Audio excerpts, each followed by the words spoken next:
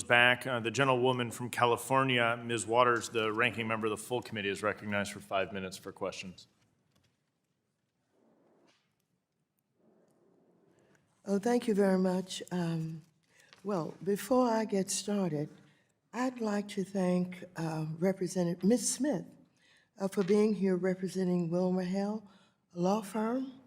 I'd like to send a message to your law firm that I appreciate fighting back against Trump, who's attempting to strip the law firm from their security clearances. Many of our law firms are weak and spineless, and they are succumbing to his threats, and they're cutting deals that are not in the best interest of this country or these people or the people. So I thank you for being here. Let me just start by saying I must highlight over 2 days Americans lost $6.6 trillion due to Trump's failed tariff policies. But as Americans wonder how they will afford retirement or afford groceries, Trump is sitting pretty. In 1 year, he has doubled his wealth through various crypto schemes and is using the power of the president to make himself richer. Ladies and gentlemen, members of this committee, you know that Mr. McHenry and I worked in a bipartisan way to try to come to some consensus about the guardrails that were needed to protect our investors as it relates to crypto. But this committee is helping Trump. Last week, this committee voted to take Trump, make him the king of crypto by passing legislation that lets him corner the market on stablecoins, kick George Washington off the dollar, and make his own stablecoin U.S. legal tender instead of stopping this grift. You enable it, Mr. Chairman. We need to stop Trump before he takes any steps further on crypto legislation. In just 1 year, Ms. Thornton, I'd like to direct this toward you. President Trump has doubled his wealth from $2.3 billion to $5.1 billion. His fraudulent meme coin lost investors $2 billion, while he and his family pocketed at least $350 million.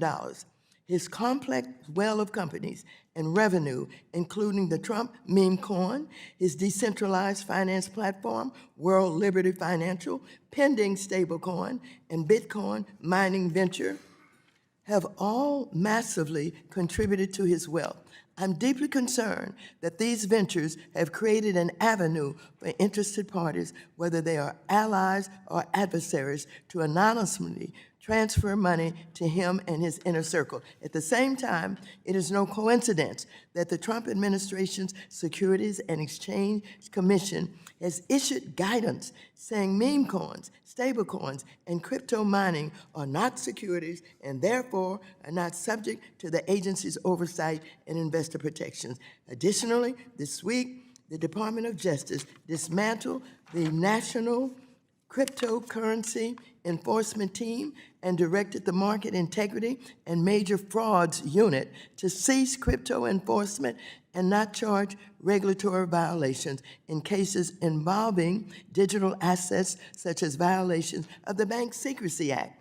What will these conflicts of interest and dismantled enforcement mean for investors, especially if the SEC is not overseeing Trump's myriad crypto businesses? Thank you for the question, Congresswoman Waters. I'm not an ethics lawyer, so I can't comment on that personally about President Trump. But it is definitely true that this industry continues to have thefts, frauds, hacks, and that should be very concerning because it raises a lot of risks. And unfortunately, excuse me, sure. Do you think the President of the United States should own crypto and mine coins and interfere with us while we're negotiating on stable coins and trying to get guardrails? Do you think the president should be doing that? The commission is an independent branch of government that should do what it needs to do, and it has oversight over this area of legislation. And it's very important because many of the functions that the other folks on this panel have talked about are also functions in securities law. So there are many similarities between what happens in the crypto business and what happens in other. Do you understand that Mr. McHenry and I were getting very close to some agreements on having guardrails when we've been interfered by the President of the United States of America? Do you know that? I wasn't aware of the interview, but I was aware of the legislation, yes. Thank you very much. I yield back.